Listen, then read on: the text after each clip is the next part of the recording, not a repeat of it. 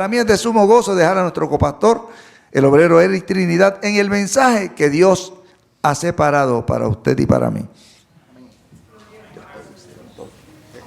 Aleluya. Aleluya. Bien, mis amados hermanos, que el Señor les continúe bendiciendo.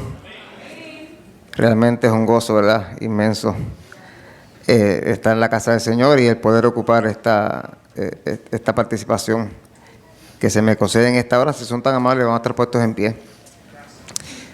Vamos a ir a la palabra. Vamos a ir a una porción bíblica muy conocida.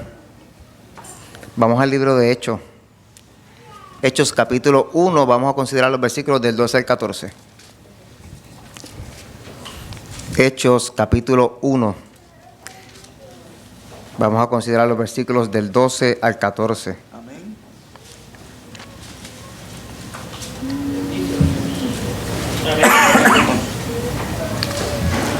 Poderoso Cristo.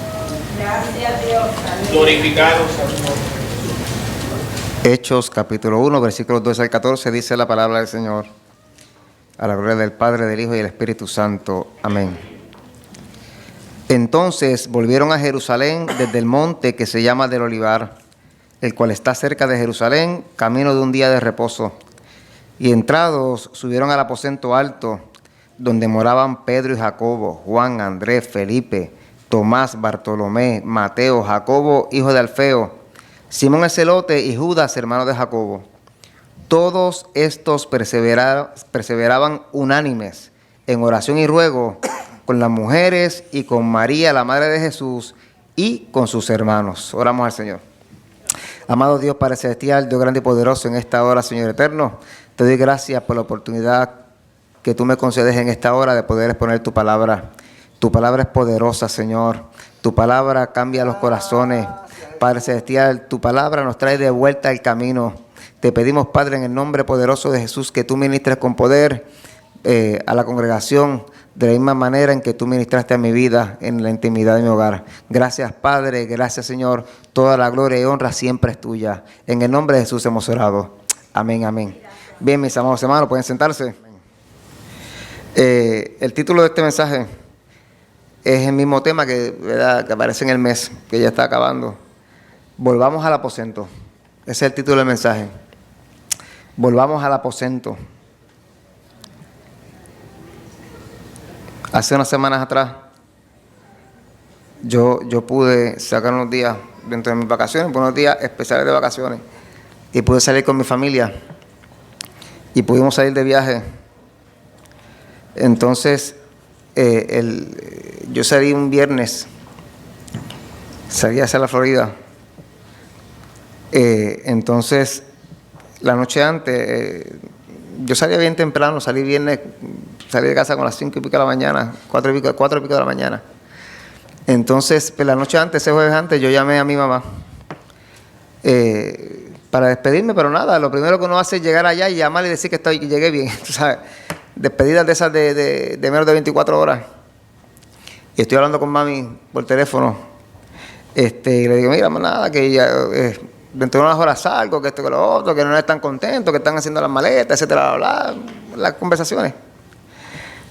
Y mami me dice, ¿y qué tú vas a hacer? Porque yo iba a la Florida, iba a estar un día allí, de allí pues iba a tomar otro destino. Entonces yo le dije, no, porque yo, cuando llegue allá, ya yo alquilo un carro y lo que voy a hacer es que, como llego temprano, pues cojo el carro y me voy por toda la Florida, ¿verdad? Por todo Miami, con mi familia, y sigo por ahí, ¿sabes? Yo creí, ¿sabes? Lo que uno se cree, que uno sabe. Y mi mamá me baja de la nube y me dice, tú con un carro en otro país te vas a perder. Yo le dije a mi mamá, ¿qué puede pasar? Que yo me monté en el avión cojo para otro lado. Yo me monté en el avión y el avión llegaba a Fort Lauderdale, tú sabes. Lo dije bien, Fort Lauderdale. Estoy mejorando, lo dije bien. La cuestión es que cuando el avión ya va a aterrizar, el piloto dice, en inglés, pero yo lo entendí, dice, ven, ya estamos próximos a aterrizar, el avión va a comenzar a descender, o sea, las instrucciones que dan. Así que muy pronto estaremos aterrizando en la ciudad de Chicago. Y yo que había dicho a mi mamá, cuidado si el avión coge para otro lado. Y yo miro al que estaba al lado, al pasajero que estaba al lado mío, que nada, no cruzó. Y él me mira y dije, ¿esto va para Chicago? Yo le dije, y ahí mismo el piloto dice, perdón, a la ciudad de Fort Lauderdale, aquí. Yo dije, un poquito así, un poquito. Pero como yo soy así, yo dije, realmente voy a llegar a Chicago. Llego allá y así mismo pues cogimos el carro que habíamos alquilado, etcétera. Y le digo a mi hija, le digo, Lianomí, conéctate el GPS, coge el celular, conéctate el GPS para llegar al hotel, tú sabes, y dejar las maletas, etcétera. Y ella me dice, ¿a dónde? Y yo le dije, tal hotel. Y ella lo buscó. Oye, y eso allá el GPS allá funciona de una manera increíble. O sea, aquí en Puerto Rico, no, aquí no funciona. En Puerto Rico yo me fui para una iglesia la semana pasada y cuando llegué cerca de la iglesia di 3 vueltas en la plaza pública. Sin es broma, y tuve que llamar a mi esposa. Yo siempre digo a mi esposa, aquí en Puerto Rico debería haber un GPS que dijera, en el palo de mango, vire a la derecha, baje la cuesta y llegue donde está el roble. Y ahí la gente llega. Sí, porque aquí las direcciones son así. O sea, pero allá en la Florida funciona muy bien. En Estados Unidos funciona exacto. Entonces, y el GPS hablando, y cojo por aquí. Y bueno, imagínense, yo estoy en un carro alquilado, voy con mi familia, yo me creía, y llego al hotel. Allá llegamos, ¿verdad? Y nos bajamos. Yo le digo a mi esposa, no, deja las maletas, el guía, deja las maletas aquí en el carro, vamos a ir a hacer el check-in, etcétera. Cuando llegamos allá, mi nombre no aparece en la lista. Y yo digo, sí, yo soy Eris Trinidad, yo no sé. Y buscan, que no aparece en la lista. No iba a aparecer porque yo le dije, era un hotel de la misma cadena, pero yo le dije otro. Entonces el GPS me llevó a un hotel que no era. Como quiera terminé perdiéndome. Pongo el GPS, no usted viaja conmigo. El punto es el siguiente, o sea, entonces mi nena se abochona, papi, tú siempre nos haces esto, o sea, tú siempre nos haces, y yo, tranquilo, estamos empezando el viaje. Nada, mire, es triste, a lo que voy a lo siguiente, usted no puede hallar su lugar, ¿verdad? En un sitio en el cual usted no ha reservado. Cuando nosotros llegamos al hotel que era, pues, ¿verdad? Mi nombre aparecía en la lista. Así que mire, hermano, el punto es el siguiente. Para cada uno de nosotros, Dios tiene un lugar reservado. Dios reserva lugares para su pueblo. Dios reserva lugares de encuentro para usted y para mí con Él, constantemente. Así que usted debe entender que hay un lugar que Dios ha reservado para mostrarle a usted su poder. Vuelvo y repito. No busque, ¿verdad?, en otras fuentes, porque hay un lugar que Dios ha reservado para mostrarle su poder a usted, no importa la situación que en este momento usted esté atravesando. Así que no se pierda de ruta, porque es hora de volver al aposento. Miren, yendo a la palabra, la Biblia afirma que luego de su resurrección, Jesús se le apareció a las mujeres que le seguían. Jesús se le apareció, ¿verdad?, a los discípulos. Dice la palabra que se le apareció a más o menos 500 personas. Y una de estas apariciones se llevó a cabo en un lugar llamado el Aposento Alto.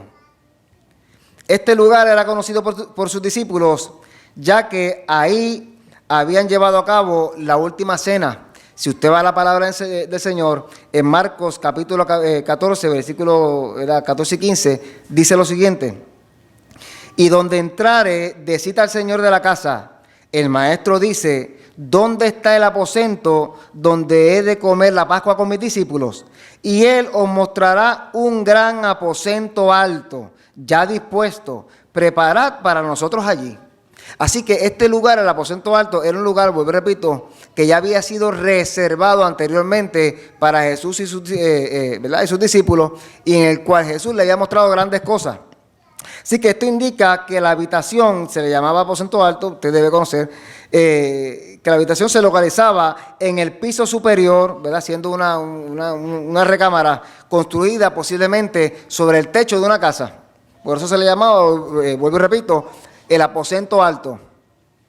El Evangelio de Juan, capítulo 20, versículos 19 al 23, relata una aparición del Cristo resucitado a sus discípulos en este lugar, el aposento alto. Los discípulos, relata, ¿verdad?, el Evangelio de Juan, los discípulos estaban reunidos a puerta cerrada por miedo, ¿verdad?, a los judíos. Jesús atraviesa milagrosamente la puerta o la pared y les dice, pasa a vosotros. ¿Okay? Usted posiblemente ha leído la historia. Jesús muere, ¿verdad?, resucita, los discípulos están escondidos en el aposento alto y Jesús atraviesa la pared y dice, pasa a vosotros.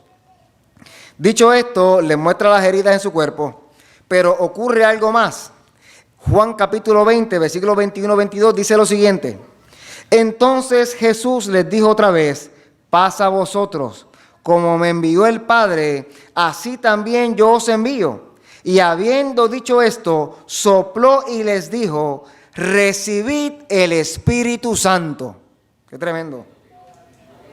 Esta declaración se entiende como la garantía, ¿verdad?, por parte de Cristo, de que el Espíritu Santo vendría, hecho que ocurrió 40 días después, en el día de Pentecostés. Sin embargo, el Evangelio de Mateo, capítulo 28, versículos 16 y 17, relata un suceso, ¿verdad?, muy especial. Versículos 16 y 17, Mateo 28, dice lo siguiente. Pero los 11 discípulos se fueron a Galilea, al monte donde Jesús les había ordenado, y cuando le vieron, le adoraron, pero algunos dudaban. Mire qué tremendo.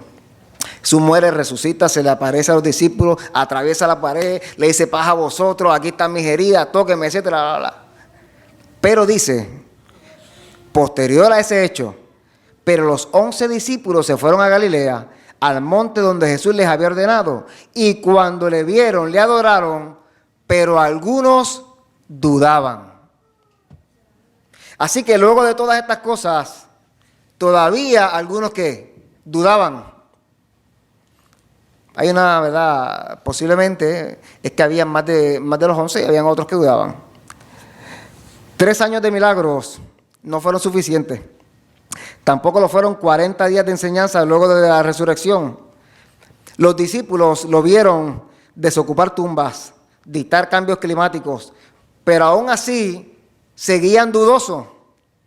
Suena increíble. ¿Por qué? Porque ¿quién podría conocer a Jesús mejor que ellos? Si usted y yo hubiésemos tenido la oportunidad de hablar con cualquiera de los 11, habríamos podido hacerles cualquier pregunta sobre Cristo. Además, ellos de verdad podían hablar sobre la pasión de Cristo. ¿Por qué? Porque cuando llegó la hora de preparar el cuerpo para la sepultura, lo hicieron. También les llegó la hora de ver la tumba vacía y así mismo lo experimentaron. O sea, vieron que Jesús había resucitado, pero algunos que dudaban.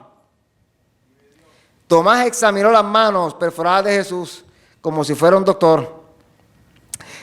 Además, Jesús le enseñó durante 40 días adicionales, entrenados por Cristo mismo. Fueron testigos de los momentos más concluyentes de la historia. Así que estos discípulos aparentemente ya estaban listos, pero al parecer no. ¿Por qué? Porque todavía algunos dudaban. Aún después de 1000 conversaciones y aún después de muchos momentos poderosos, algunos discípulos seguían renuentes. No estaban seguros de lo que él decía, y en muchas ocasiones es lo mismo que nos pasa a usted y a mí, a muchos de nosotros. Porque posiblemente usted está escuchando esto y usted puede decir, pero ¿cómo es posible que después de todas estas cosas, esos discípulos, algunos de ellos, todavía dudaran? Pero ¿cómo es posible que usted y yo, habiendo sido testigos en muchas ocasiones del poder de Dios en nuestras vidas, todavía dudamos de lo que Él puede hacer? Somos presa de la ansiedad, el temor nos paraliza, caemos en las mismas tentaciones, y la pregunta que queda es, ¿qué hizo Jesús con esos discípulos que aún así todavía dudaban? Pues les digo que hizo lo mismo que sigue haciendo con nosotros hoy. Hechos 1:4 dice, y estando juntos, les mandó que no se fueran de Jerusalén, sino que esperasen la promesa del Padre, la cual les dijo, oísteis de mí. La palabra de Jesús a los discípulos fue, espérense, quédense quietos, siéntense y esperen en el lugar correcto. Lucas 24:49 dice lo siguiente. Quedaos vosotros en la ciudad de Jerusalén hasta que seáis investidos de poder desde lo alto. Qué tremendo. Si vamos a Hechos 1, 13 y 14, ¿verdad? Voy a leer el 14, lo leímos al principio. Todos estos perseveraban unánimes en oración y ruego con las mujeres y con María, la madre de Jesús. ¿Y con quién? Y con sus hermanos. Y eso es importante. ¿Sabe por qué ese versículo es importante? En realidad los discípulos van al aposento alto, donde Jesús les dice que, ¿verdad?, que se reúnan hasta que esperen la promesa, hasta que sean investidos de poder desde lo alto. Pero ¿quiénes estaban allí? El versículo 13, ¿verdad?, menciona a los 11 apóstoles. Y luego dice que estaban también las mujeres, María, la madre de Jesús, y estaban los hermanos de Jesús. En realidad los discípulos tienen muchas razones para salir corriendo. Además, los mismos soldados que mataron a Jesús siguen vigilando las calles de Jerusalén. Ellos están escondidos a puertas cerradas. Tienen muchos motivos para irse, pero no lo hacen. Se quedan juntos. Y dice la palabra que permanecen como unánimes, conforme, acorde, todo el tiempo. Hasta 120 llegó a ser el número de las almas congregadas bajo el mismo techo. Y yo no sé si usted lo ha pensado de esta manera, pero ¿cuántos conflictos en potencia podrían existir en el interior de este grupo en el aposento alto? ¿Cuántos conflictos pudieron haber existido allí?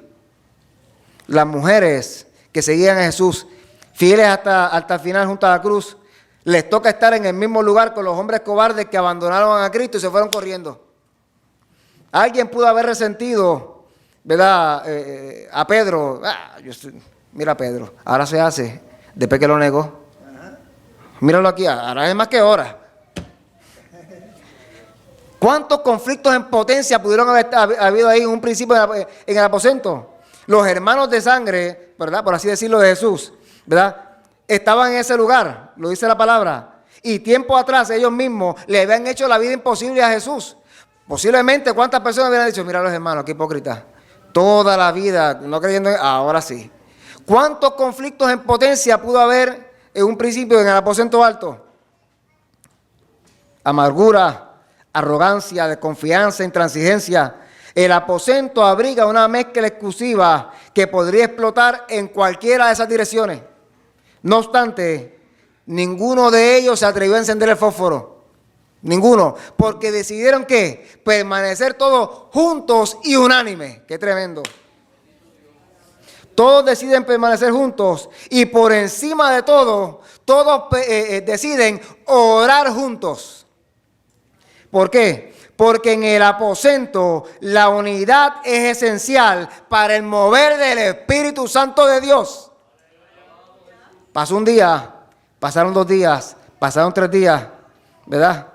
Después de una semana, ellos no saben, ¿verdad?, si tendrían que pasar 100 días más, pero de allí no se mueven, persisten en la presencia de Cristo. Entonces, 10 días más tarde, prepárense para lo que viene. Hechos 2, 1 al 4 dice, cuando llegó el día de Pentecostés, estaban todos unánimes juntos y de repente vino del cielo un estruendo, como de un viento recio que soplaba, el cual llenó toda la casa donde estaban sentados. Y se les aparecieron lenguas repartidas como de fuego, asentándose sobre cada uno de ellos. Y fueron todos llenos del Espíritu Santo y comenzaron a hablar en otras lenguas, según el Espíritu les daba que hablasen. ¡Qué tremendo! Los dudosos se convirtieron en profetas. Pedro predicó y la gente se convirtió. Dios abrió las puertas del movimiento más grande de la historia. Y todo esto empezó porque los seguidores estuvieron dispuestos a permanecer en el lugar correcto en espera del poder. Así que, escuche bien, Aquellos que todavía luchan día tras día con el temor, con la duda, con la ansiedad, con la inestabilidad, con las tentaciones, hoy te dice el Señor lo siguiente: regresa al aposento porque todavía hay poder de Dios para ti. Ahora bien, mientras esperaban en el lugar correcto, debemos mantener una buena relación con la gente que nos rodea. Todas estas personas que estaban allí en el aposento alto decidieron dejar a un lado, ¿verdad? Todos los pesares y todas las cosas que no tenían en común. Decidieron permanecer juntos, unidos en oración. ¿Para qué? Para que el Espíritu de Dios se pudiera mover con libertad. ¿Por qué? ¿Por qué esto es importante? Porque el Espíritu Santo no puede tener discípulos contenciosos y ungidos al mismo tiempo. Eso es imposible. Así que cuando el pueblo de Dios decide reunirse en el aposento alto, tiene que haber unidad en el Espíritu. Como dice Efesios 4:3, solícitos en guardar la unidad del Espíritu en el vínculo de la paz. Ahora bien, ¿deseas poder para tu vida? Si deseas poder para tu vida, pues entonces tienes que regresar al aposento. Hay poder en el Espíritu de Dios y debemos llenarnos del Espíritu de Dios. ¿A qué se refiere la Biblia con esto?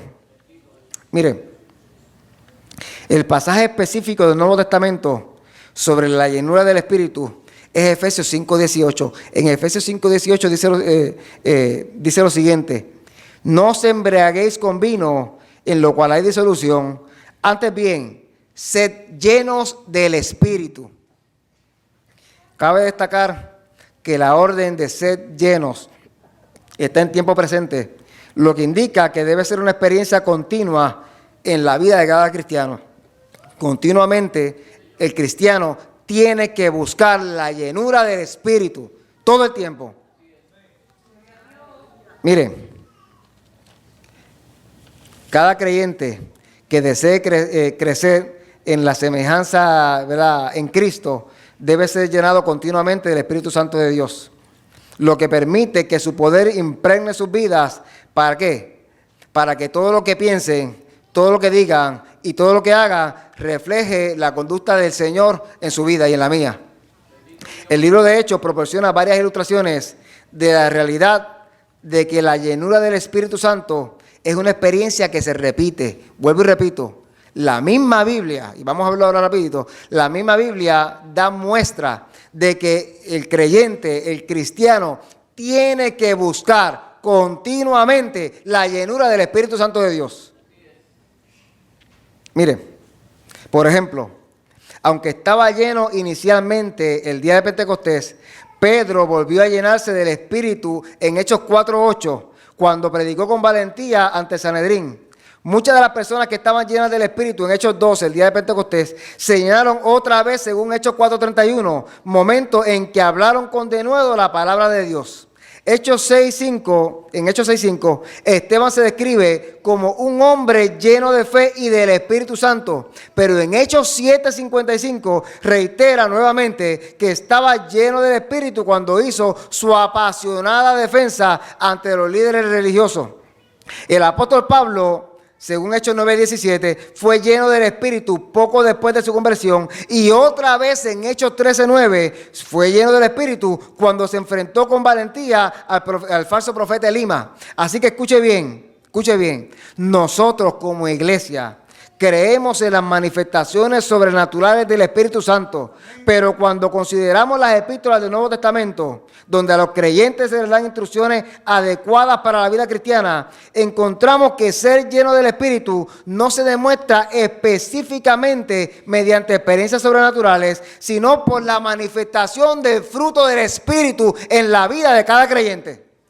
Por eso es, en otras palabras, ¿verdad?, los cristianos llenos del Espíritu exhiben el fruto del Espíritu que aparece en la Biblia en Gálatas 5, 22 al 23. ¿Cómo usted debe saber que un cristiano está o no está lleno del Espíritu Santo de Dios? Bueno, tiene que demostrar el fruto del Espíritu. ¿Cuál es? Amor, gozo, paz, paciencia, benignidad, bondad, fe, mansedumbre y templanza. Por eso es que el apóstol Pablo dice en 1 Corintios 13:1, parafraseando: si yo hablase en otras lenguas y no tengo amor, de nada me sirve. ¿Por qué? Porque es el fruto del Espíritu lo que implica su llenura. Referente a esto, la Biblia dice mucho más. Romanos 8, 5, 9 dice: porque los que son de la carne piensan en las cosas de la carne, pero los que son del Espíritu en las cosas del Espíritu. Porque el ocuparse de la carne es muerte, pero el ocuparse del Espíritu es vida y paz. Por cuanto los designios de la carne son enemistad contra Dios, porque no se sujetan a la ley de Dios ni tampoco pueden. Y los que viven según la carne no pueden agradar a Dios. Mas vosotros no vivís según la carne, sino según el Espíritu, si es que el Espíritu de Dios mora en vosotros. Y si alguno no tiene el Espíritu de Cristo, no es de él. Punto. Así que el tema del apóstol es que los que están llenos del Espíritu buscan agradar a Dios mediante su testimonio de vida diaria. Es el fruto de nuestras vidas el que revela la verdadera naturaleza de nuestros corazones. Aquellos cuya conducta se caracteriza por las obras de la carne no pueden decir que están llenos del Espíritu Santo de Dios, porque no lo están. Así que después de ordenar a los creyentes que sean llenos del Espíritu en Efesios 5:18, Pablo continúa en los versículos siguientes dando ejemplos concretos de lo que significa estar lleno del Espíritu de Dios. Versículo 5, mire, si usted va a Efesios 5:18 y a partir a Efesios 5, ya el versículo 19, estos son, ¿verdad?, ejemplos, ¿verdad?, que se deben mostrar en las vidas que están llenas del Espíritu. Efesios 5:19, los que están llenos del Espíritu se caracterizan por cantos de júbilo en adoración. Versículo 20, los que están llenos del Espíritu tienen corazones llenos de acción de gracias. Los que están llenos del Espíritu, versículo 21, muestran sumisión unos a otros. Efesios 5, 22 y 23 dice que los que están llenos del Espíritu, si están casados, el matrimonio de ellos honra a Dios. Continúa el apóstol escribiendo en el capítulo 6 y dice que los que están llenos del Espíritu, Efesios 6, 1 al 4, dice que si tienen hijos, su crianza se desarrolla con paciencia en el Evangelio. Efesios 6, 5 al 8 dice que los que están llenos del Espíritu, si trabajan para un amo terrenal, trabajan duro como para honrar al Señor.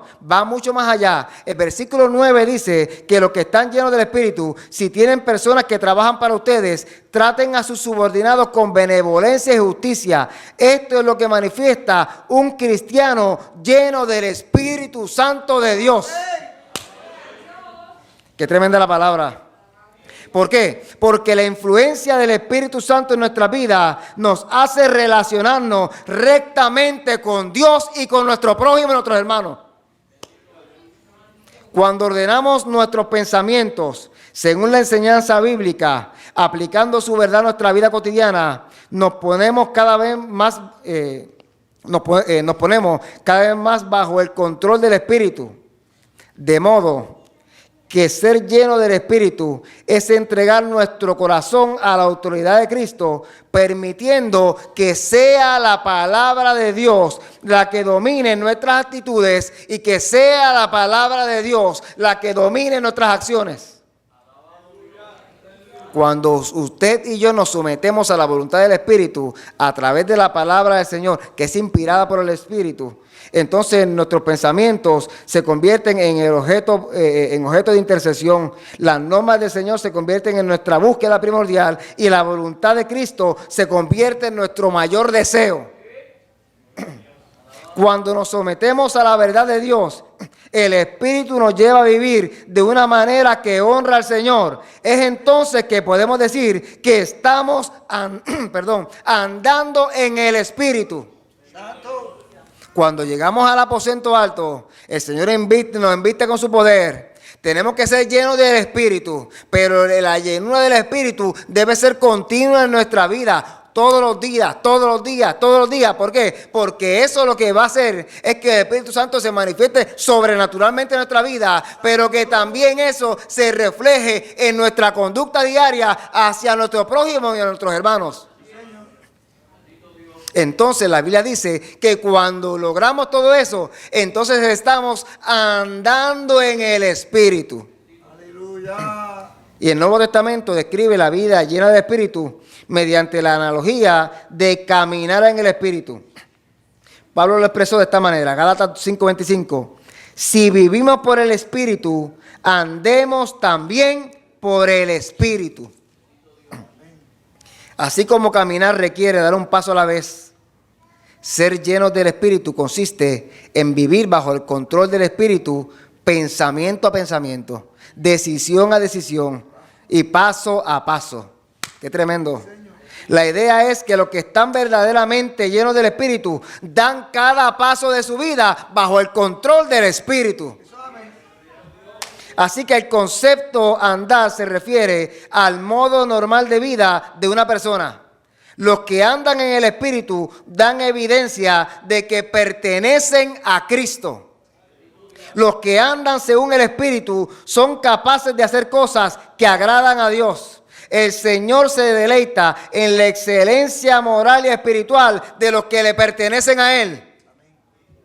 Así que cada día que pasa, lucharemos contra el pecado, y cada día que pasemos en esta tierra vamos a luchar contra las tentaciones, y debemos saber que la única defensa que tenemos contra el asalto constante del pecado es la protección proporcionada por el Espíritu Santo, quien nos arma con la verdad y el poder de las Escrituras.